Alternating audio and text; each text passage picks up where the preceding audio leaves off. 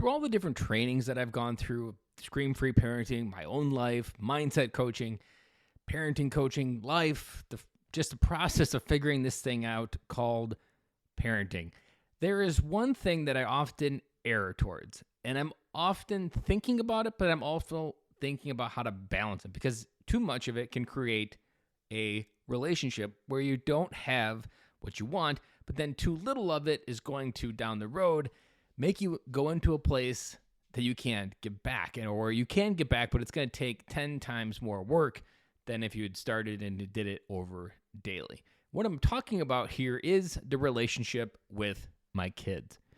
As a dad, I think one thing that we don't want to bring from the last 50 years of being dad is that we're just this person in the house that provides, keeps the house in order, does these jobs, does all these odd and ends, but doesn't have a relationship with his kids. It is not just a thing for moms. It is a thing for dads. And I'm convinced, now I am still in the early stages and I haven't experienced this, but I'm convinced that teenagers, when they go into this rebellious stage of forcing every discussion to turn into an argument, that comes from the lack of having a relationship with them. Because almost all the times when I've talked to people about teenage kids, it's almost the opposite feeling that they're looking for. So if they're pushing you away, they're actually looking for you to connect. This is just how they're connecting, because this is how they're trying to draw their boundaries. So when I think of everything that I'm doing with my oldest daughter with bedtime talk, my 7-year-old just by playing trains and having conversation and doing different things together, or my youngest daughter where I'm consistently showing up when she's feeling sad, when she's having a hard emotion, or when she just needs to have fun. Those moments where I connect with them to be in their world create something that we often know in business, but we really struggle to apply at home, and that is trust. Because if you have trust in your organization, if your team members, if you are a supervisor or a manager, have trust in you, the ability to achieve the objectives that you're looking to get after are that much easier. But if you don't have trust, everything becomes harder. They question everything you say, and it just becomes this battle that you have to go to work every day for. But coming home, that trust isn't something we think about, and it isn't something that seems straightforward to even create. There are so many times when I'm trying to figure out something, when I'm trying to just acknowledge what maybe the chaos that is going on, I'm often thinking about the relationship.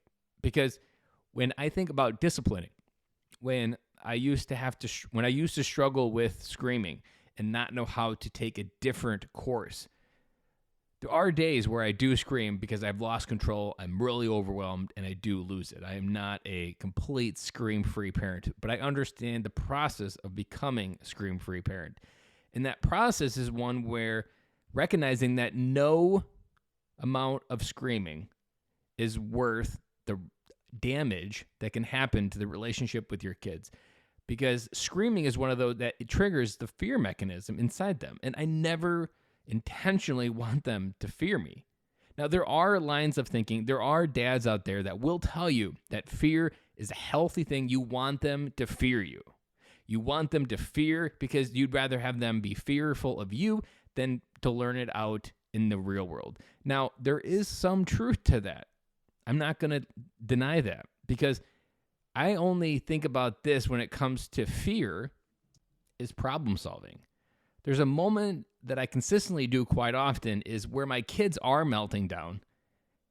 And there are certain moments that I kind of pick, depending on what's going on, where I don't rush to their aid. Now, some parents and some people out there might think, wow, Ben, how can you do that? They're crying. They need your help. But to me, there is a moment where I want them to kind of feel on their own what they have to feel.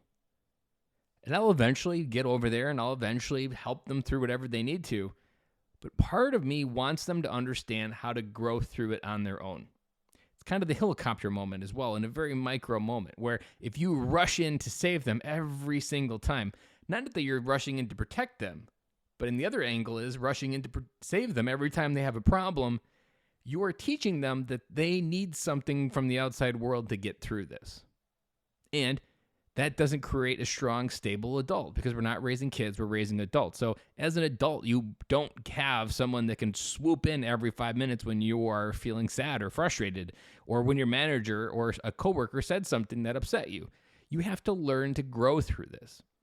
And part of what I'm trying to do with my kids, again, they're really young, so I understand this idea, but seeing how it's going to unfold isn't necessarily something I have the full visibility to, but I trust the process of what this is doing. And that not rushing in is also creating that space for where they have to deal with that fear on their own for a little bit, and then they get through. Or something else that I've been looking at trying to incorporate is how can they leverage the people around them? How can her brother, like say if it's my youngest daughter, who's usually the one that maybe is more hurt more often, how can she leverage her brother and sister? How can her brother and sister leverage being the person that helps her? How can they create a strong relationship of mom and dad don't always have to be there? We can solve a lot of these problems on our own. I mean, within that context, that sounds really good. So, but it all circles back to the relationship with my kids is the one that is the most important. Because to me, I want that relationship that they can always come to me. That there isn't this fear, like I said, that they're going to fear me getting mad. They're going to fear getting me upset. They're going to trust that they can bring anything in the world to me. Because to me, the one thing that scares me the most is I have yet to reach the ages where the real life problems kick in. I absolutely 100% want them to feel that they have a relationship with their dad, that they can come back and come home at no matter what stage of their life and ask for help. And to me, the relationship that we set up with our kids between 0 and 10 creates that foundation for the relationship we have with them the rest of our lives. Recently, I made a switch in some of my marketing messages and talking about generational trauma. And that part of what I do with my coaching is identifying where is generational trauma showing up, whether that be in a really horrible relationship with your dad or whether it be showing up with a really horrible relationship with your mom maybe. Generational trauma begins and ends with these types of conversations of how are you creating a relationship with your kids?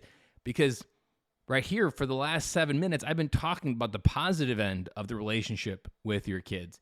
But depending on how you're showing up, depending on the words that you're using to show up in their life, you might actually be creating a negative relationship with your kids, one that they no longer have a comfortable state with, and one that they actually have to invest time, energy, and resources in to overcome because they can't break free of the negative relationship they had with your words, with your emotions, and the way you conducted yourself on an everyday basis.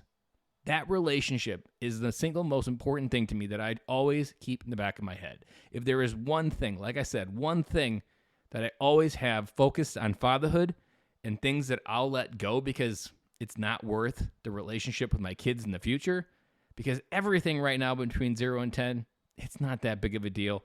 And honestly, within 30 to 45 seconds, sometimes they can completely forget about it and already back to, hey, Dad, I love you again.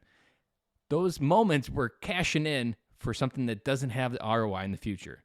To try to correct them for saying something really mean, I don't always do that because the relationship is more important, and I'm not always trying to be the bad guy. I want them to understand that I'm not the judge, jury, and executioner of their life.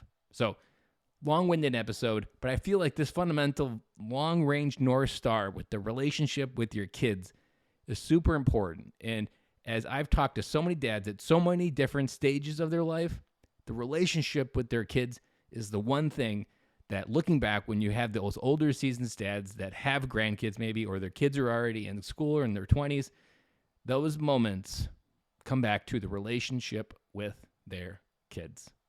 And reminding themselves the best way to invest in the relationship with your kids is remembering that your kids, no matter what age, remember and will always spell love, Time.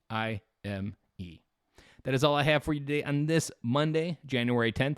Have a great day, and I'll be back with you guys again tomorrow.